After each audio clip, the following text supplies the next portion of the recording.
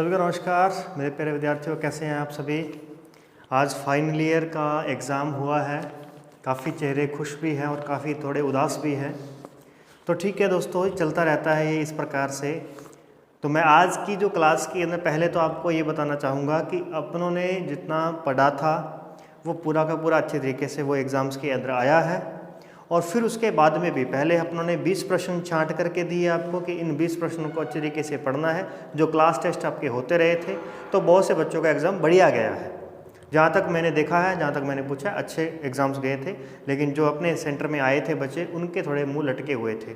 तो कोई दिक्कत नहीं है, उनसे भी अनुरोध रहेगा कि आप हमारी वीडियो को देखा करें। तो मैं यहाँ पे थोड़ी सी डिस्कशन कर लेता हूँ।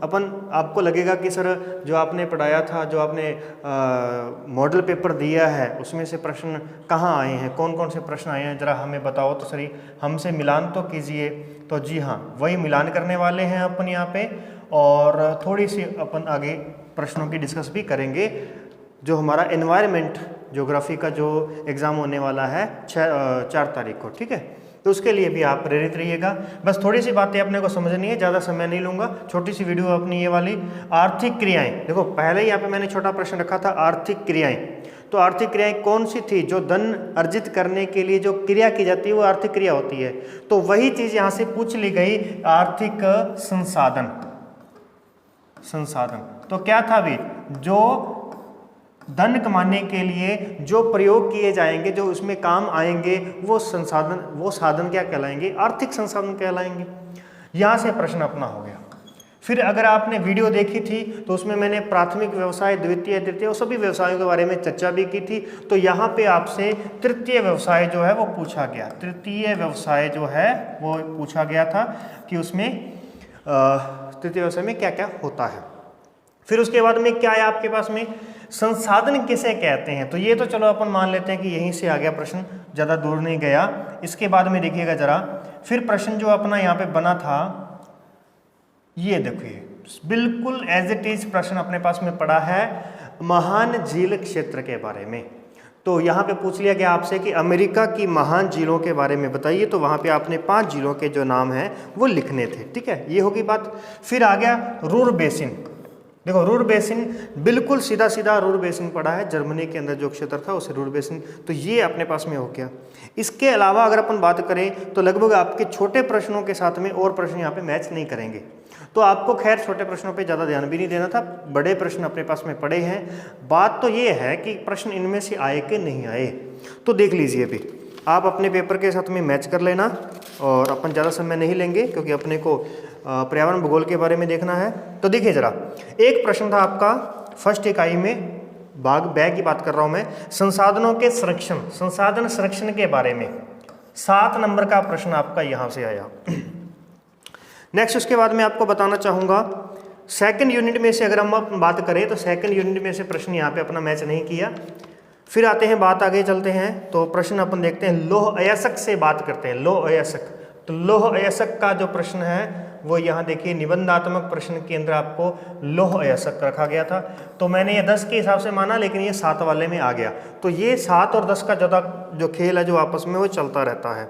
फिर उसके बाद में देखिए जापान की औद्योगिक पेटी।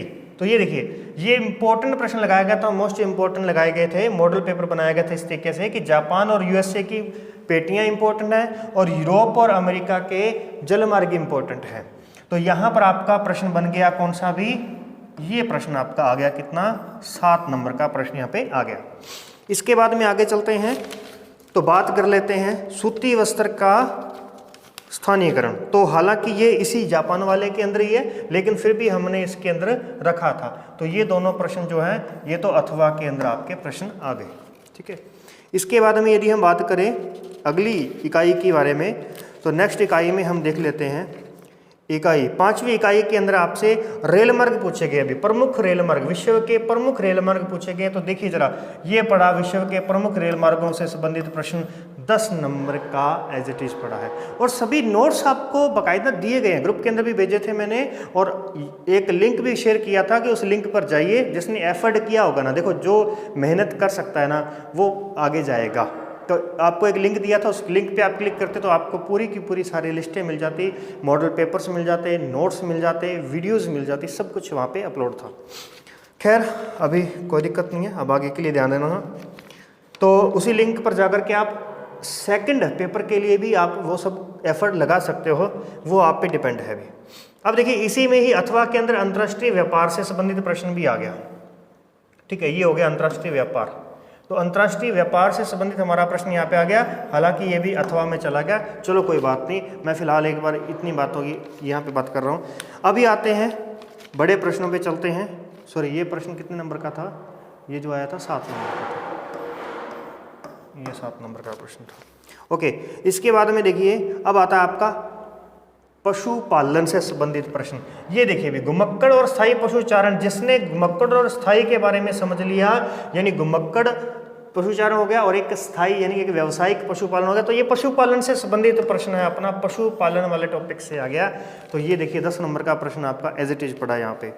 फिर देखिए उसके बाद में चावल उत्पादन से संबंधित बात कर रहा है, तो चावल उत्पादन मैंने यहाँ पे नहीं रखा, मैंने यहाँ पे मक्का फसल के लिए रखा था, तो ठीक है, ये थोड़ा मैच नहीं कर रहा। अब यहाँ पे अपन देखने हैं कि 3 प्रश्न कैसे निकलेंगे यहाँ से। फिर आता है एक परमाणु ऊर्जा वाला, इसे भी छोड़ दीजिए। लौह इस्पात उद्योग से संबंधित, देखिए जरा, लौह इस्पात उद्योग, ये देखिए ये पड़ा 10 नंबर का प्रश्न है यहाँ पे, ये पड़ा 10 नंबर का। और एक अपने पास में है यूरोप की प्रश्न, यूरोप, ये देखिए जरा, यूरोप के आर्थिक विकास में समुद्री यातायात का क्या महत्व है? तो समुद्री यातायात यानी आंतरिक जलमार्ग और महासागरीय जलमार्ग, यहाँ दोनों से आ गया प्रश्न। तो किसकी बात कह दी उसने? यूरोप की बात कह दी। तो देखिए ये किस में आ गया? 10 नंबर वाले में। अब आप देख लीजिए 10 नंबर का एक प्रश्न आ गया, 7 नंबर के यहाँ पे 2 प्रश्न हो गए हैं, और यहाँ 10 नंबर के देखो 10 नंबर के तीनों प्रश्न यहाँ पे 10 नंबर के पड़े हैं। 10 नंबर वाले 3 प्रश्न आपको करने थे, तीनों यहाँ पे पड़े हैं। तो 30 नंबर आपके ये, और 7 नंबर वाले कितने क्वेश्चन पड़े हैं? 1 2 3 और 4 प्रश्न यहाँ पे आपके पड़े हैं 7 नंबर वाले।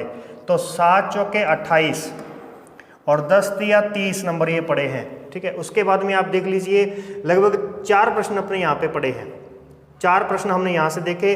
तो अगर आपने कुछ और ज़्यादा नहीं पढ़ा, आपने सिर्फ उतना ही पढ़ा जितना आपको यहाँ पे पढ़ाया गया था, आपने सिर्फ उसी बातों को फॉलो किया है, तो आपके पास में देख लीजिए कितने नंबर बन रहे हैं, 62 यहाँ पे बन रहे हैं। और अपना टोटल एग्जाम कितने नंबर का था? 75 नंबर का था, 75 नंबर का। तो आपने कितने % यहाँ पे ले लिया? तो 15 चौके 60, 15 5 75, तो ये आ गया आपका 80%। 80% आपने यहाँ पे कवर कर लिए हैं अपने नंबर, ठीक है। चलिए खैर ज़्यादा बातें नहीं करेंगे, अब अपन चलते हैं आगे, इन्वायरमेंट ज्योग्राफी पे चलते हैं। इसके थोड़े से मॉडल पेपर को समझ लेते हैं।